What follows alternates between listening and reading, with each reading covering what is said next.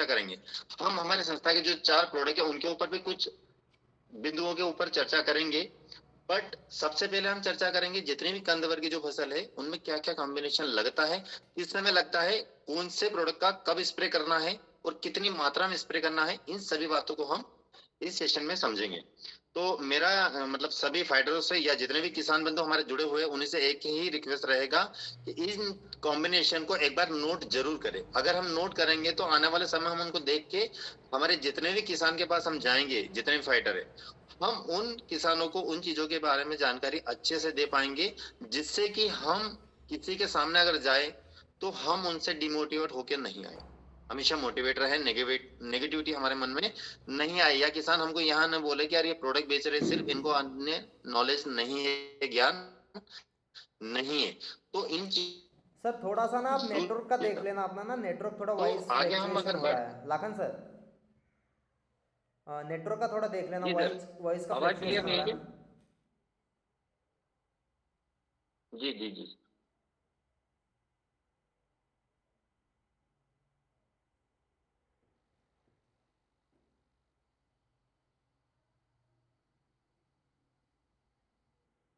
Continue करो sir आप।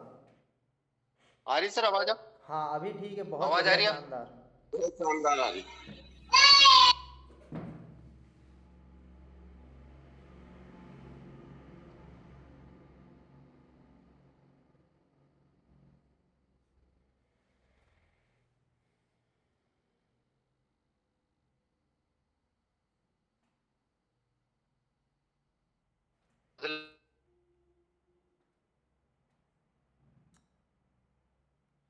Lakhan sir network का इश्यू है, थोड़ा नेटवर्क का देखो आप।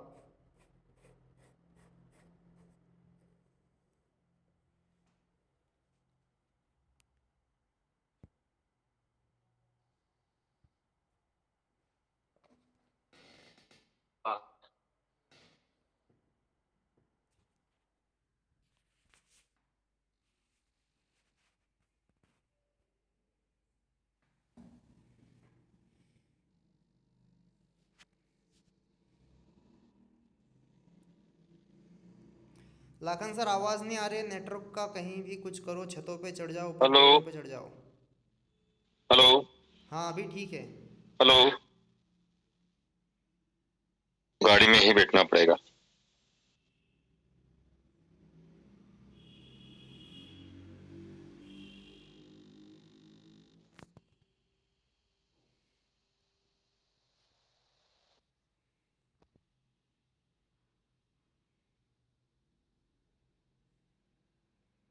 हेलो।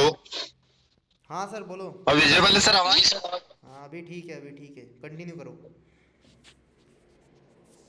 तो मैं बताना चाहूंगा, जैसे आप स्लाइड में देख पा रहे हैं कि कंदवर की फसल के लिए हमको बेहतर कॉम्बिनेशन चाहिए। अब कॉम्बिनेशन क्यों हमें डालना है, उसके लिए सबसे जरूरी है कि हम हमारी फसलों में, अगर जैसे बहुत सारे किसान पूछते हैं कि हम यूरिया, डीएपी या एनपीके खाद जब डाल रहे हैं तो आपका अलग से कॉम्बिनेशन किट क्यों हम डालें, या कई सारे लीडरों का भी सवाल होगा कि यार ये सारी चीजें हम डाल रहे हैं तो अलग से कॉम्बिनेशन किट का खर्चा क्यों हम अलग से करें।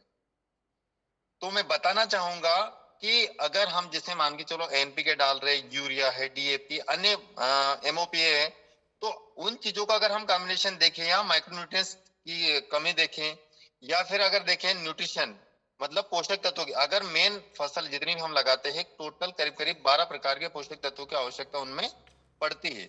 अब उनमें मेनली अगर देखा जाए तो सबसे जो मुख्य पोषक तत्व होता है वो हमारा होता है एनपीके, यानी कि नाइट्रोजन, फास्फोरस और पोटाश।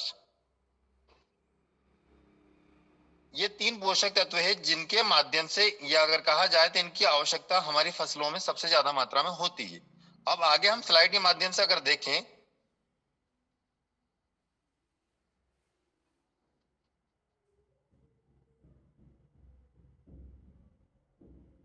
तो जैसे हम देखें कि मिट्टी की गुणवत्ता को मापने के भी कुछ मुख्य मानक 7 प्रकार होते हैं।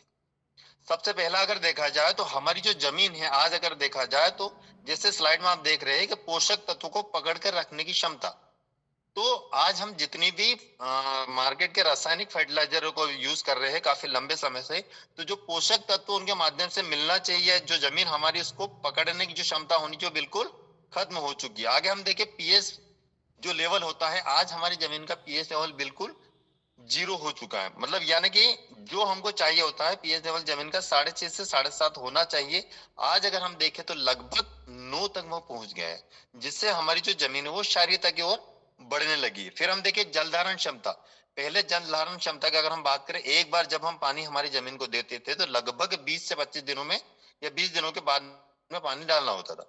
बट आज अगर हम देखें तो जल धारण क्षमता बिल्कुल कम। हम जो जितना भी मार्केट का रासायनिक डाल रहे हैं, उससे हमारी जो जमीन वो कठोर हो चुकी है, जिसके कारण से जल धारण क्षमता बिल्कुल खत्म हो चुकी है, यानी कि बहुत कम हो चुकी है, जिससे जमीन फटने लगी है और पानी अंदर तक, सात सतह जो होती है उसके अंदर तक नहीं जा, हवा का संचार हमारा पूरा गड़बड़ हो चुका है। साथ में अगर हम देखें तो मिट्टी में उपलब्ध जो कार्बनिक तत्व होना चाहिए, वो कार्बनिक तत्व खत्म हो चुके हैं। अब पहले अगर हम देखें, कुछ किसान हमारे इसमें होंगे कि पहले हम जब खेती करते थे तो उस समय जो राख होती थी उनका उपयोग हम हमारी जमीन में उपयोग करते थे, जिससे कार्बन की जो मात्रा थी वो हमारी जमीन में बढ़ती थी। बट अगर आज हम देखें तो हमारे पास राख उपलब्ध ही नहीं है। ठीक है, उसके कारण से या हम कार्बनिक तत्व, जैविक जो प्रोडक्ट होते हैं जिसमें कार्बन की मात्रा होती है, वो हम आज डाल ही नहीं रहे। फिर मिट्टी में उपलब्ध जीवाणु, मतलब जो बैक्टीरिया, अगर कहा जाए जीवाणु या जीव जो होते थे, मित्र जीव हमारे, जैसे केचुआ हुआ या मुख्य जीव जो भी जो होती थी, आज वह हम यूरिया डीएपी एनपी जो तेजाब की मात्रा डाल रहे हैं, उससे वो सारी चीजें नष्ट हो चुकी है। खनिज तत्व जो होना चाहिए वो बिल्कुल, मतलब हमारी जो जितनी भी फल सब्जियां हम खा रहे हैं उनमें जो स्वाद होना चाहिए खनिज तत्वों के माध्यम से, वो स्वाद भी बिल्कुल चेंज हो चुका है। आगे हम अगर देखें तो लगभग किसानों की अगर हम बात करें तो लगभग 85% किसान, या मैं अगर कहूं तो 99% जो किसान हैं, लगभग आज भी एनपीके और डीएपी को ज्यादा महत्ता देते हैं बजाय पोषक तत्वों के। अब होता क्या है, अगर ये दो प्रोडक्ट की अगर हम बात करें तो एनपीके जो होता है, जैसे मैंने पहले ही बताया, मुख्य पोषक तत्व हमारा एनपीके, जिसमें आपका नाइट्रोजन, फास्फोरस और पोटाश आता है, जो कि मुख्य पोषक तत्व। दूसरा इसके ऑप्शन में अगर किसान को अगर एनपीके नहीं मिलता है तो डीएपी का सहारा लेता है, जिसका फुल फॉर्म होता है डाई अमोनियम फास्फेट। अब इसका अगर देखा जाए तो डाई अमोनियम फास्फेट अगर हम हमारी जमीनों में डालते हैं तो लगभग ये 21 दिन बाद काम करना स्टार्ट करता है। इसके अंदर जो नाइट्रोजन होता है वो तो एट ए टाइम काम करता है। बाकी अगर फास्फोरस का अगर हम देखें तो लगभग 21 दिनों के बाद काम करता है। तो क्या सिर्फ एनपीके या डीएपी डालने से हमारी फसल का उत्पादन आ जाएगा? तो शायद आंसर होगा नहीं। फिर आगे हम अगर देखें तो बाकी चीजें, जैसे मान के चलो अब लहसुन हुआ, प्याज हुआ, या जितनी भी कंद वर्गीय जितनी भी फसलें हमारी हो रही है, उनमें हम 2 बीघा का डोज इसमें जैसे हमने बनाया हुआ है, तो हमारा जो प्रोडक्ट है, सबसे पहला जो प्रोडक्ट हमारा है भूमिका, जो कि एक नॉर्मली अगर हम देखें तो मिट्टी को मुलायम और फोसरी बनाने का काम करता है, साथ में नमी को लंबे समय तक बनाने का काम करता है। ये अगर हम डालते हैं तो लगभग 2 बीघा में 4 किलो वाला जो पैक हम 4 बैग डलवाते हैं, 4-4 किलो के, यानी कि 1 बीघा में 2 भूटा हम डलवाते हैं। साथ में इको हरियाली हम एक डलवाते हैं। अगर हम काम्बो किट उसके साथ डलवाते हैं तो हम इको हरियाली एक ही डलवाते हैं। ये दोनों चीजें तो कॉमन है लगभग, जो हम डलवा ही रहे। अब सर ने एक बात फिर आपको यह बोली थी कि सिर्फ अगर हम हमारे प्रोडक्ट डालते हैं तो इतना बेहतर उत्पादन नहीं मिलता है जितना हमको चाहिए होता है। कितना किसान हमसे संतुष्ट होगा जरूर, बट अगर कल से किसी समस्या, जड़ से रिलेटेड अगर कीट उसमें लगता है, फंगस अगर लगता है, तो उसमें कहीं ना कहीं मार्केट का कॉम्बिनेशन हमको इसमें ऐड करना होगा, जिसमें हमने इसमें लिखा हुआ है अगर जड़ों में फफूंद आ रही। अब फफूंद किस कारण से आती है? जैसे मान के चलो अभी हो रही है गर्मी, दिनों में गर्मी और रात को ठंडा मौसम, जब गर्म और ठंडा जब होता है तो उसमें फंगस पैदा होती है। अब फंगस पैदा अगर होती है तो आपका जो पौधा है, लहसुन हुआ, प्याज हुआ या आलू हुआ, वो सही से ग्रोथ नहीं कर पाता और ऊपर की जो टहनियां होती है वो पीले पड़ने लगती है। और ये लगभग अभी सभी किसानों को देखने को अपनी फसलों में मिल रहा होगा। तो इसके लिए हम यहाँ पे यूज करेंगे थाइफेनाइड मिथाइल 70% WP। ठीक है, इसको नोट कीजिएगा आप। और ये हमको डालना है, अगर हम इसको जमीन से अगर डालते हैं तो लगभग 250 ग्राम प्रति बीघा, और 2 बीघा का जैसे कॉम्बिनेशन है तो इसमें 500 ग्राम हमारा लगेगा। तो जितनी भी जड़ों में या जो आपने कंद डाला हुआ उसमें फंगस जो लगती है उसको कंट्रोल करेगा हमारा थाइफेनाइड मिथाइल। अब ये अलग अलग नामों से आता है। बायर कंपनी का एक रोको करके, बायोस्टेट कंपनी का रोको आता है। तो ये क्या करता है, जितनी भी फंगस है उसको वहीं पे रोक देता है। फिर अगर हम बात करें जड़ों में लगते हैं कीट, अभी आज मैंने अगर ताजा देखा तो गेहूं में भी जो थ्रिप्स लगती है ना, गेहूं में भी थ्रिप्स लगने लग गई है। जो जड़ें होती है उसके पास बारीक बारीक बारीक बारीक थ्रिप्स एफिड्स लगने लग गए। तो वही लगभग लहसुन या कंद वर्ग की जितनी फसल है उसमें भी लग रही है। क्यों? अब ये हो क्या रहा है, क्योंकि हम अंधाधुंध मात्रा में रासायनिक खादों का उपयोग कर रहे हैं। अब इसके निदान के लिए इसमें हमने लिखा हुआ है 4 किलो या तो क्लोरोपाइरिफास जो ग्रेन्यूल फॉर्म में आता है वो आप डाल सकते हैं बीघे का, या फिर आपका फ्रिप्रोनिल आता है, इसको 3 किलो प्रति बीघा की दर से आप डाल सकते हैं। या अगर हम देखें तो कोराजेन 0.4% में भी आ रहा है, जिसको 2 किलो प्रति बीघा की दर से आप डाल के अपनी फसल को जो कीट लगते हैं आपकी जड़ों में उसको, उससे हमको निजात मिल सकता है। तीसरा अगर हम देखें तो इसमें माइक्रोन्यूट्रिएंट्स किट होती है। अब माइक्रोन्यूट्रिएंट्स किट क्या होती है, जो कि अगर हम देखें हमारे शरीर में या फिर फसलों को कंप्लीट होने में 12 पोषक तत्वों की आवश्यकता होती है। अब हमने शुरुआती लेवल पे अगर देखा तो एनपीके या यूज करेगा किसान, या फिर डीएपी या फिर यूरिया या पोटास, इन 4-5 चीजों के माध्यम से पूरा। तो 7 से 8 प्रकार के जो पोषक तत्व होते हैं उनमें कहीं ना कहीं माइक्रोन्यूट्रिएंट्स जो किट होती है वो अपनी एक अहम भूमिका निभाती है।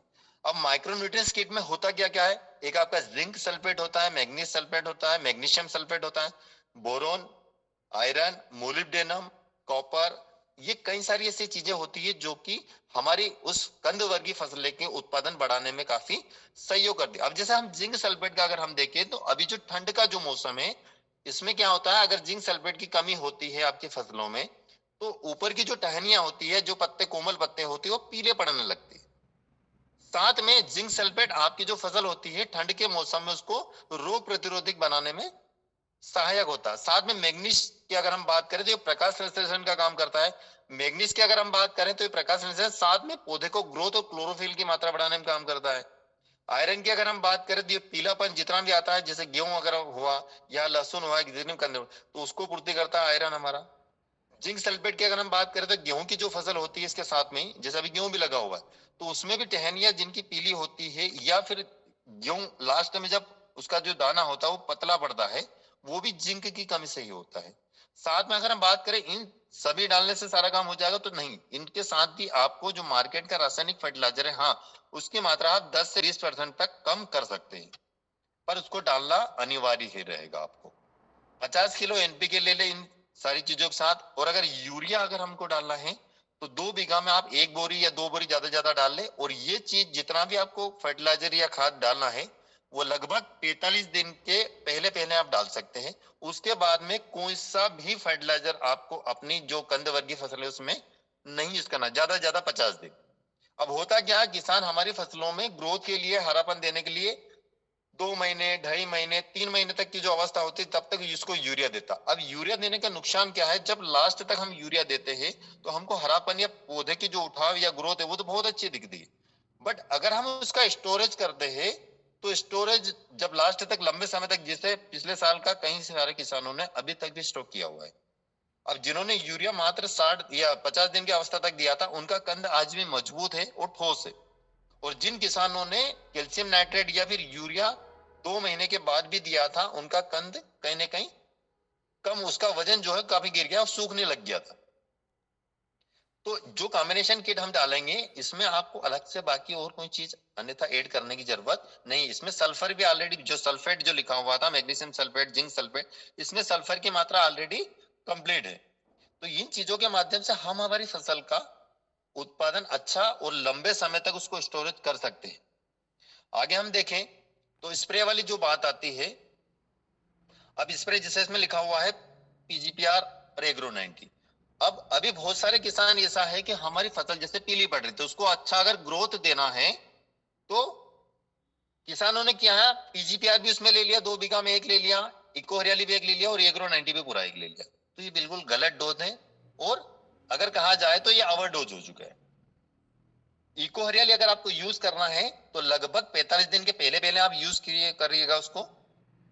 2 से 3 बीघे तक आप एक इको हरियाली को यूज करवा सकते हैं स्प्रे में, और एग्रो 90 आप लगभग 3 बीघा में 250 ml तक आराम से ले सकते हैं, और अगर चाहे तो उसकी मात्रा बढ़ा सकते हैं, उससे नुकसान हमको किसी प्रकार का नहीं रहेगा।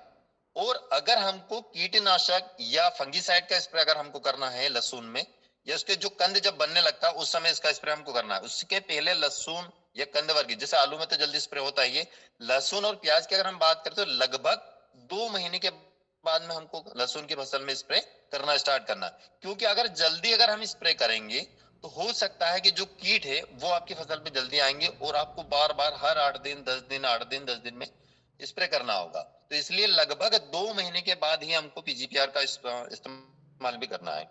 अब पीजीपीआर इस्तेमाल जब कंद बनने लगे हमारा उस समय भी करना है, और उस समय अगर आपको कीट का हल्का फुल्का अगर लगे तो उसके साथ आपको एक इमिडाक्लोरप्रिड 17.8 करके लिक्विड में आता है, जो कि लगभग 50 से 60 ml प्रति बीघा डलता है। लगभग 100 ml भी अगर हम देखें तो 1 एकड़ या 2 बीघे में हम इसको कंप्लीट कर सकते हैं। अब फंगीसाइड भी हमको लेना होता है, तो फंगीसाइड अगर हमको लेना है तो इसमें डोज हमने पूरा बनाया हुआ है। 250 ग्राम लगेगा आपको मेटालेक्सिल प्लस मेनकोजेब, ठीक है। तो ये हम स्प्रे में भी इसका यूज कर सकते हैं अच्छे से, और बेहतर उत्पादन ले सकते हैं। और बिल्कुल मैं बताना चाहूंगा कि कभी भी पीजीपीआर और इको हरियाली दोनों एक साथ में यूज ना करें। क्यों? कि दोनों का जब फॉल्ट होगा तो क्या होगा, एक तो ओवरडोज हो जाएगा, साथ में किसान का खर्च भी बढ़ेगा। तो क्यों ना हम उसको एक एग्रो 90 के साथ में पीजीपीआर अगले स्प्रे में उसको यूज करवा दे, उसके साथ मार्केट का कीटनाशक या फिर फंगिसाइड भी इस्तेमाल करवा दे। ग्रोथ अगर हमें चाहिए, और हाँ मैं बिल्कुल पैनल के माध्यम से बताना चाहूंगा, एक बार अगर हमने स्प्रे इको हरियाली का कर दिया है तो लगभग उसको अगर दोहराना है तो लगभग 20 से 25 दिन के बाद ही उसको रिपीट कीजिए, उसके पहले हमको रिपीट उसका नहीं करना है। क्योंकि अगर रिपीट अगर हम करेंगे और उसकी मात्रा अगर ज्यादा हुई तो वो नुकसानदायक भी हो सकता है। इसलिए सोच समझ कर, और ये जो डाटा मैंने बताया इसको बिल्कुल नोट डाउन करें, और अगर फिर भी किसी प्रकार की कोई दिक्कत हो तो मुझसे संपर्क कर लीजिएगा, मैं बेझिझक आपको सारी चीजें क्लियर यहां से कर दूंगा। और आगे बात करें फिर से, तो गेहूं में कहा था, गेहूं में भी थ्रिप्स आने लग गई है, गेहूं में भी थ्रिप्स आने लग गई है। तो गेहूं में जैसे आपको पीलापन दिख रहा है, गेहूं चांस के माध्यम से या फिर कतार से कतार के बीचों में सूखने लग गया है, पीला पड़ रहा है, तो उसको जब आप निकालेंगे जमीन से तो उसमें कुछ बारीक बारीक एफिड्स आपको दिखेंगे। उसका निदान भी सर मैं इसी में बता देता हूं। तो लगभग 3 किलो से 5 किलो क्लोरोपाइरीफास जो ग्रेनुल आता है वो आप डाल सकते हैं, या अगर आपको यूरिया देना है तो क्लोरोपाइरीफास 50% आप खाद के साथ, यूरिया खाद के साथ या डीएपी खाद के साथ मिक्स करके उसको बुरकाव करके पानी डाल सकते हैं, तो वाली समस्या का निदान हो जाएगा। अगर ये दोनों चीजें आपकी हो चुकी है और अगर आपने पानी भी डाल दिया, यूरिया भी डाल दिया, जिसके बाद ये समस्या आ रही है, तो आप ऊपर से स्प्रे के लिए लगभग 250 ml प्रति बीघा की दर से इमिडाक्लोरप्रिड 17.8 का अगर स्प्रे करेंगे तो भी आपकी जो समस्या है उसका निदान यहाँ से बहुत अच्छे तरीके से आपको मिल जाएगा। तो आशा करता हूं कि आपको जो जानकारी मेरी ओर से मैंने दी आपको समझ आई होगी, और आशा करता हूं कि बहुत अच्छे से समझ आई होगी। तो इसको आप बिल्कुल अपने फील्ड में मतलब उपयोग कीजिएगा, और हो सकता है इन जानकारियों के माध्यम से आपकी जो सेल है, आज अगर मान के चलो 20 एचपी 50 एचपी आ रहा, तो हो सकता है कल से उसको डबल भी हो जाए, और अगर हम मेहनत नहीं करेंगे तो जीरो भी हो सकता है। तो मेरी ओर से इतना ही था। Thank you so much. और तो राहुल सर। बिल्कुल सर, बहुत बहुत धन्यवाद। आपने जो जानकारी शेयर की है, जो जानकारी साझा की है, काफ़ी अच्छे से वो सारी चीज़ें बताई है। अगर ये चीज़ें हम करते हैं तो डेफिनेटली बढ़िया तरीके से हम उन चीज़ों को मेंटेन कर पाएंगे, और बढ़िया तरीके से हम भी अपनी सेल को भी कर पाएंगे, और अच्छे से किसानों को वो